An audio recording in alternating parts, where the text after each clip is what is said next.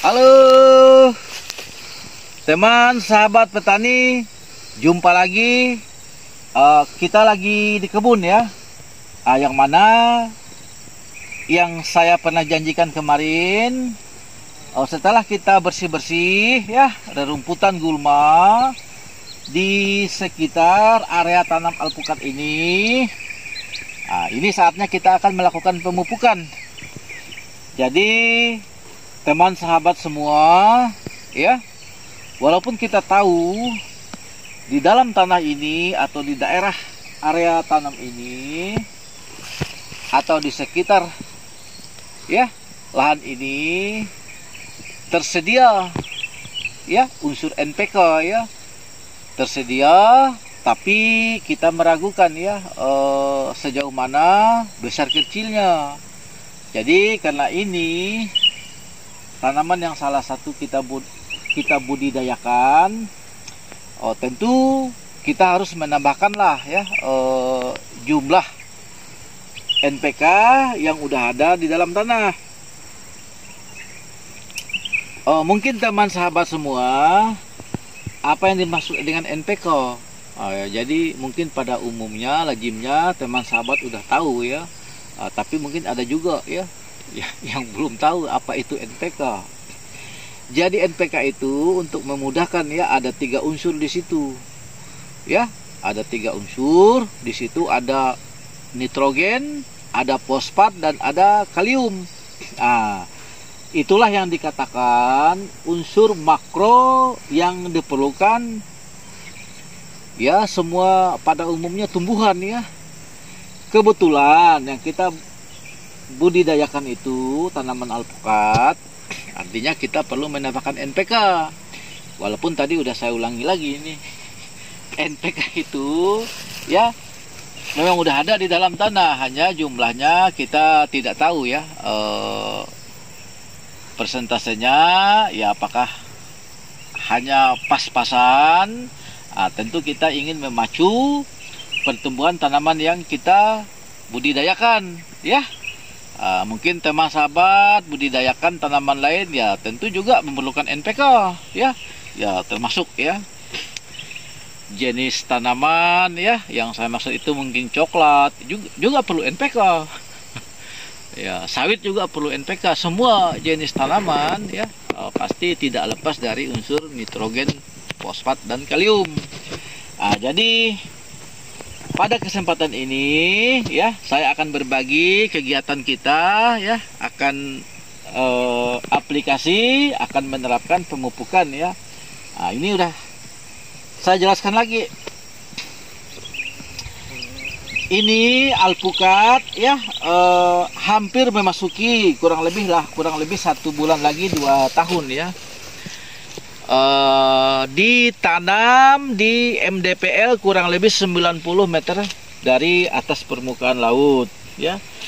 Posisi batang sebesar ini ya. Mungkin saya ambil perbandingan ya. Ini kurang lebih ya ya ini besar ya. Ini besar, kurang lebih besar kemasan ya, kemasan air mineral yang 1.500 liter ini. Ini kokoh ya. Percabangan juga udah terbentuk. Kemarin kita juga pada saat pembersihan ya, kita udah melakukan ya pruning ya. Kita udah melakukan pruning. Ini memang harus dibijaksanai ya. Kalau kita biarkan semuanya ranting dahan yang tumpang tindih, tidak baik untuk kesehatan alpukat ya, tidak baik untuk growth pertumbuhan alpukat. Ya kenapa? Karena banyak gangguan-gangguan. Satu, memudahkan ya serangga, hama lainnya ya bernaung ya, atau memudahkan serangga untuk membuat untuk tempat habitatnya berkembang biak ya, contoh seperti laba-laba, semut lain sebagainya. Kenapa? Karena kalau tidak kita pruning, kelembapan di situ terjaga, kelembapannya ya cukup adem. Artinya serangga-serangga akan sangat senang ya kalau daerahnya itu tidak terlalu panas, tidak terlalu disinari matahari. Yang lain demikian juga, karena tanaman itu sangat memerlukan sinar matahari ya untuk proses dia mengolah makanannya ya. Dia mengolah makanannya di daun. Ini dah sangat banyak kita terangkan ya di channel Alpokatepa. Mudah kita banyak posting ya tentang proses tumbuhan ya, mengolah, memasak makanannya ya, melalui proses reaksi terang atau proses fotosintesis di daun ya. Mungkin kita pada kesempatan ini saya secara garis besarnya akan melakukan pemupukan. Itu jadi tadi pruning ya. Salah satu ya pruning itu untuk memudahkan sirkulasi ya, baik udara maupun sinar matahari. Kalau bisa rotasinya itu 360 derajat full penuh ya. Sehingga ya gangguan-gangguan yang saya maksud tadi ya, termasuk serangga ya, lain sebagainya ya, sehingga tidaklah untuk tempat habitat serangga, semut ya, kutu kepul dan lain sebagainya untuk tempat dia berkembang biak. Itu tujuannya ya, karena dengan adanya penyinaran ya yang cukup baik, beberapa jenis serangga akan tidak mungkin dia bisa melakukan habitat, atau dia tidak mungkin melakukan sampai bersarang ya di tanaman yang kita budidayakan. Itu ya dari tujuan pruning yang kita maksud itu. Di satu sisi yang maksud lainnya juga ya, pruning itu untuk pembesaran ya, teman sahabat semuanya, untuk pembesaran ya.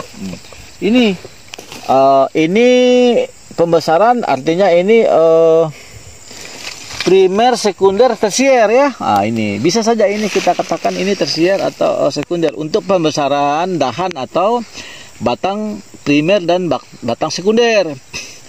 Karena yang tadinya ini ya, yang tadinya tidak kita bijaksanai, tidak kita potong, otomatis secara asupan nutrisi unsur hara tetap continue sejauh dia masih tidak kita lepas dari dahan ini. Artinya secara asupan nutrisi makanan dia masih disuplai ya oleh perakaran atau batang yang ada ini. Tapi kalau udah kita bijaksanai ini ya, ini contoh ya, ini udah kita tutup semuanya kerannya ya, anggaplah ini keran air ya, udah kita matikan semuanya, otomatis terhenti sampai di sini. Dia tidak keluar langsung jatuh ke alam, tapi dia mengalir ya, yang mana yang ya ke atas artinya ya, yang mana yang masih lengkap ya, yang mana yang masih terikat atau terangkai di semua struktur. Seperti itulah ya kira-kira manfaat pruning tadi, menghindari beberapa serangga untuk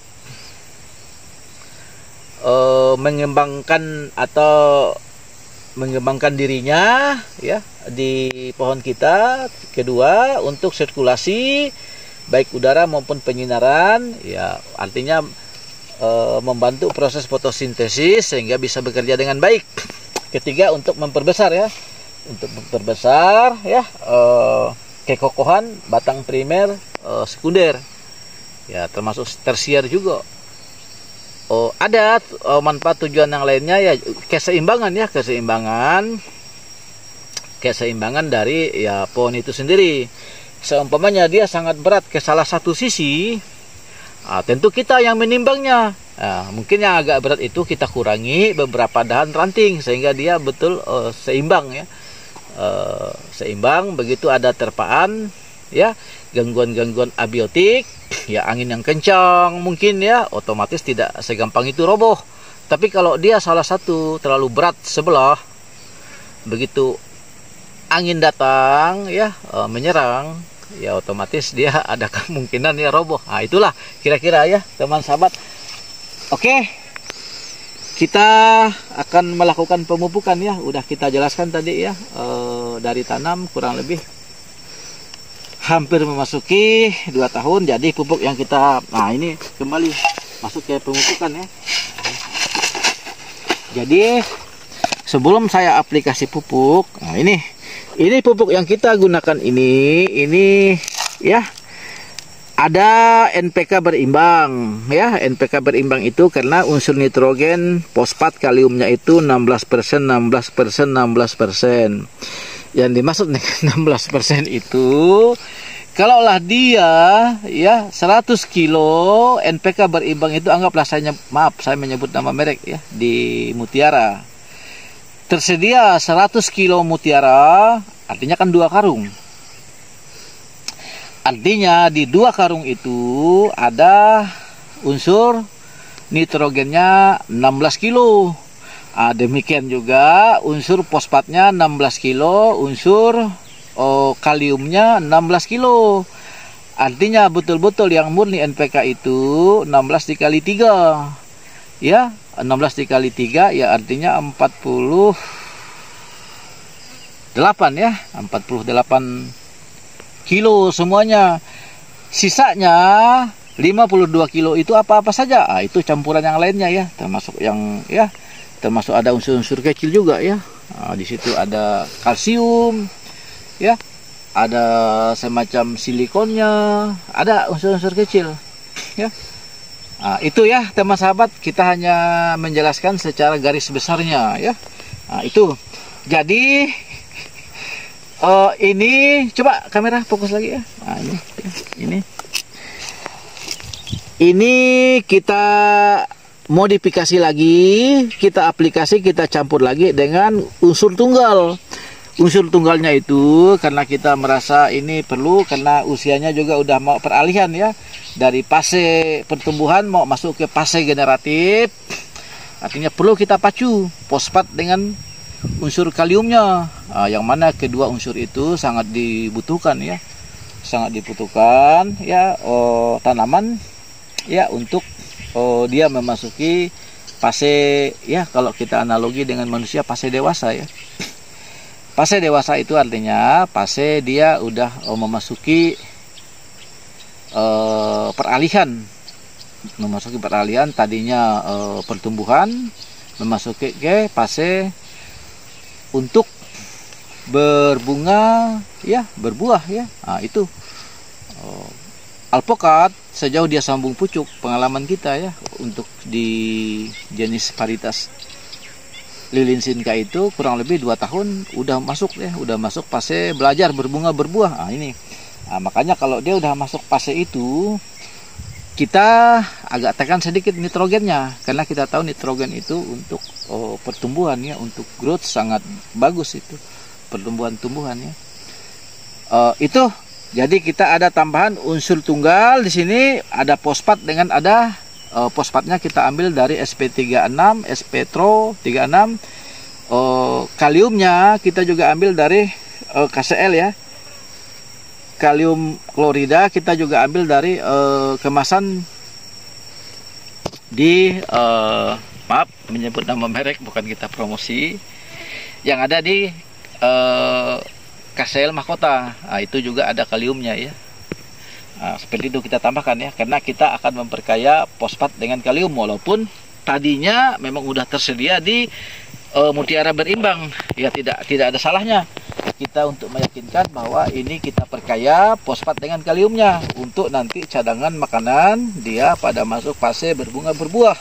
Seperti itulah kira-kira ya teman sahabat petani.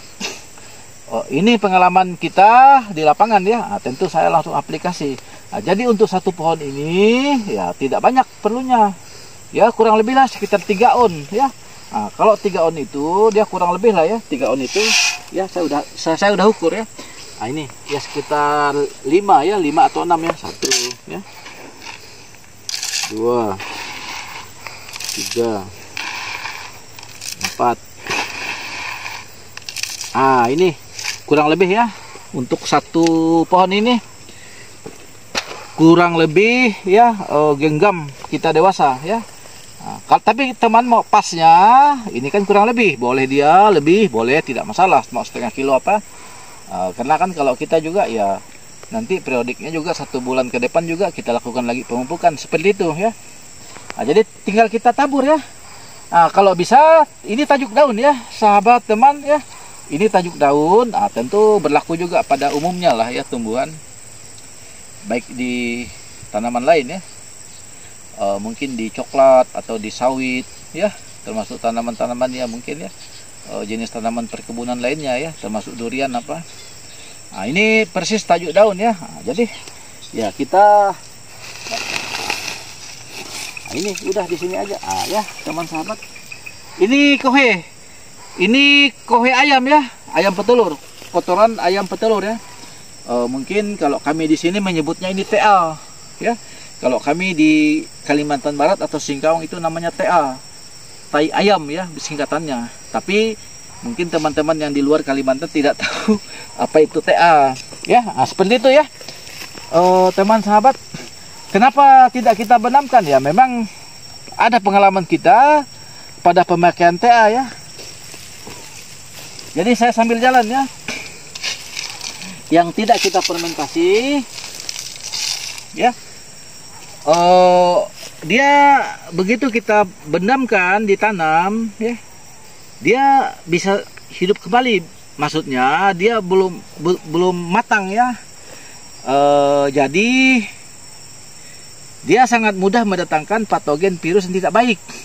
Nah, sehingga baiknya ya teman sahabat kalau mau menanam TA, mau menanam kohe apapun dia, sebaiknya baguskan dulu fermentasi. Karena kita tidak fermentasi, dari kandang langsung kita letakkan ya di sekitar ya daerah tanam alpukat. Nah ini, jadi kita kohe ayam tidak kita melalui fermentasi. Nah seperti itu. Oke, saya lanjut ya. Seperti ini ya teman sahabat. Coba kamera. Ya. Di mana kira? Ya, ini. Jadi pupuk itu tidak harus berkilo-kilo ya, satu batang ya cukup sekitar 3 on atau setengah kilo lah ya. Nah, karena ini udah lumayan ya, diameternya juga. Nah, udah. Ada sisanya ini tidak apa kita ya, tidak apa kita di bawah pohonnya ya, tapi jangan langsung bersentuhan dengan batang ya. Nah, ya seperti ini.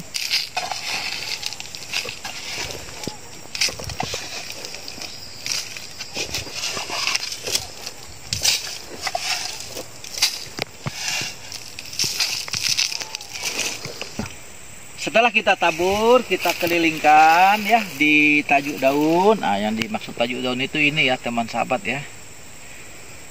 Mungkin teman sahabat ada yang pemula atau apa itu tajuk daun. Jadi tajuk daun itu daun yang paling pinggir ya. Karena perkiraan akar itu ya daerah sinilah kurang lebih ya.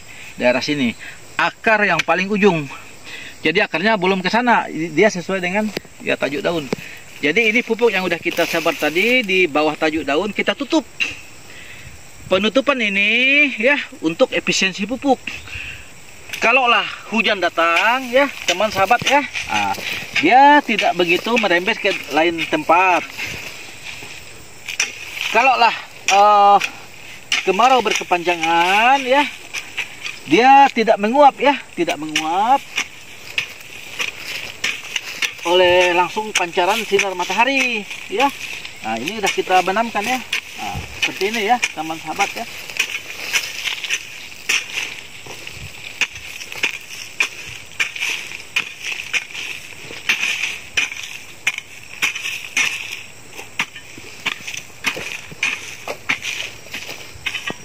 Ini tujuannya untuk efisiensi pupuk.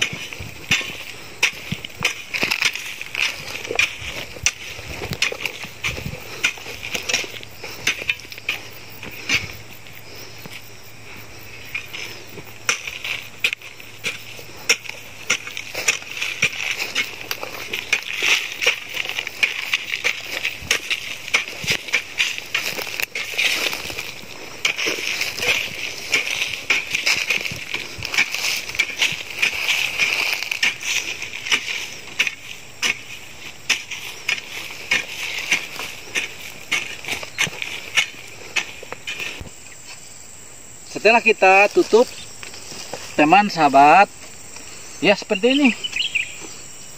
Untuk proses pemupukan, ya seperti ini. Nanti akan kita ulangi kembali, ya, dengan periodik, ya kurang lebih 1 bulan lah, ya. Kita periodik kurang lebih 1 bulan kita lakukan lagi untuk penambahan NPK, ya. Karena kita udah tidak begitu banyak lagi perlu nitrogennya. Nitrogen tetap masih perlu. Hanya yang secara khusus kita untuk aplikasi khusus nitrogen yang ada di, maaf ya menyebut nama merek, baik nitrogen tunggal maupun yang ada di, ya, kemasan cantik itu, boleh kita pakai porsinya sedikit saja, ya. Karena ini udah mau masuki kurang lebih hampir 2 tahun. Kita perkaya, ya, unsur fosfat dengan kaliumnya, ya. Nitrogen ada tapi tidak banyak yang ada di berimbang tadi, ya, di mutiara. Oke, seperti itu ya teman sahabat, cerita kita pada pagi menjelang siang ini, proses pemberian pupuk, ya, untuk alpukat yang hampir memasuki 2 tahun. Tadi udah kita lihatkan, ya, jadi tidak perlu lagi saya ulangi menjelaskan. Tentu teman sahabat, ya, di like, ya, di share, silahkan. Kalau teman sahabat ada cerita lain, ada cerita, boleh tulis di kolom komentar, nanti akan kita konfirmasi, ya, nanti akan kita balas. Tentu teman sahabat, ya, di subscribe, karena dengan teman sahabat mensubscribe, ya otomatis teman sahabat, ya, udah mendukung channel Alpukat Farm, udah berkontribusi, udah mensupport, ya, untuk maju berkembang sama dengan channel-channel yang lainnya, ya. Seperti itu, ya.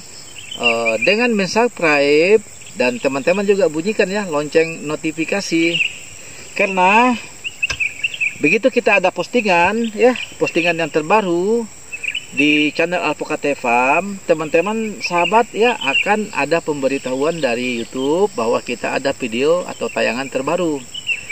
Oke, tetap semangat. Selamat pagi menjelang siang. Salam dari Alpukat Farm, Kelurahan Sagatani, Kota Singkawang.